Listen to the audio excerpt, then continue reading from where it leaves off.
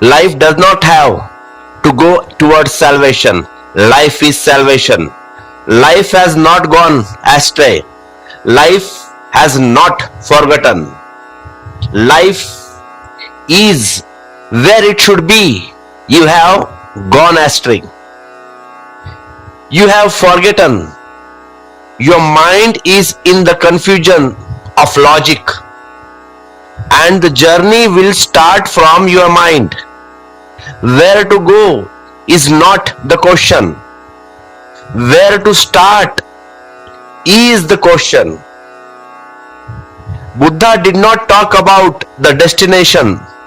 How will you be able to understand the destinations?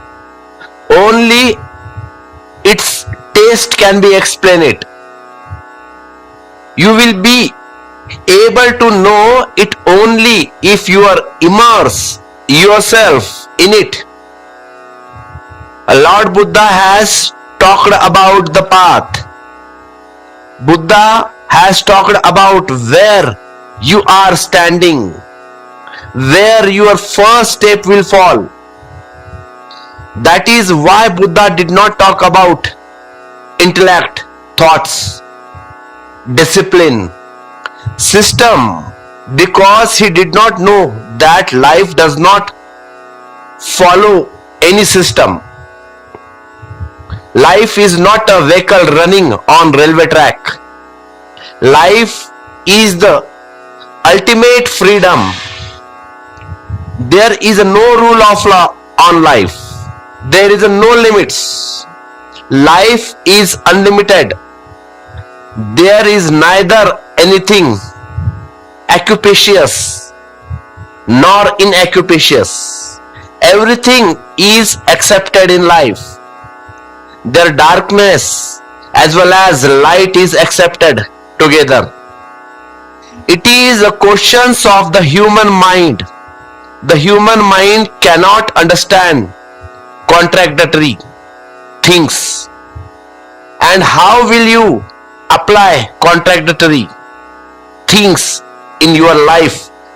That which you cannot understand, you will stay away from that which you cannot understand. So Buddha said only that which you can understand. Buddha did not say the truth. Buddha said only that which you can understand. There, as your understanding increases, Buddha will tell you also that which you cannot understand. A little story. One day Buddha passes through the forest. It is autumn. The entire forest is full of dry leaves. And Anand asked Buddha, have you told us all the things that you know, or you have made your entire truth clear to us? Buddha filled his first with dry leaves and said, Anand, I have told you only as many dry leaves as are in my first, and I have left as many unsaid as are in this forest. I have said only that which you can understand. Then as your understanding increase, that which could not be understood earlier can also be said. Buddha moved forward step by step, slowly and gradually, seeing your capability. They have grown. Buddha has wanted to put your drop in the ocean. There have been fakirs who have put the ocean in a drop, but Buddha did not do that. He put the drop in the ocean. The drops gets very scared. When the ocean is put in the drop, a very big heart is needed for that. A lot of courage is needed for that. Audacity is needed for that. A readiness to die is needed. For that, Buddha has convinced you gradually. He has brought you closer on step at the time. That is why there is a discipline in Buddha thoughts. You will not find such discipline in Kabir's. Kabir speaks paradoxically. Kabir does not worry about you. Kabir speaks from where he himself is. Where he is surrounded by invisible clouds and nectar is raining. Where there is no rain without a layer of clouds.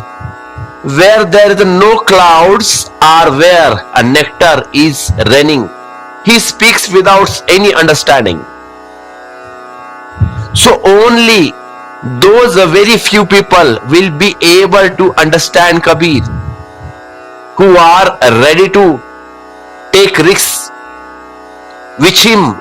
Kabir has said, whoever has left his house, come with us. Whoever is ready to set his house on fire, he should join us.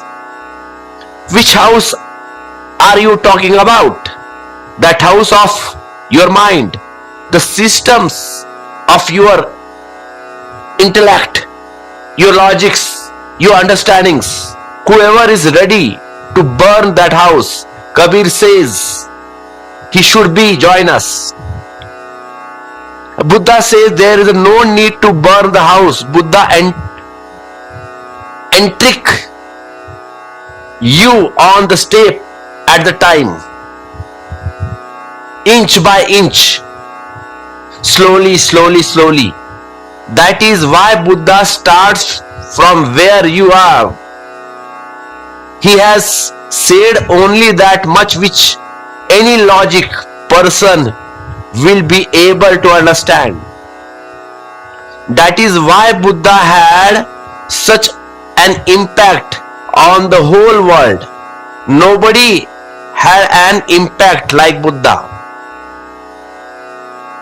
If there are Muslims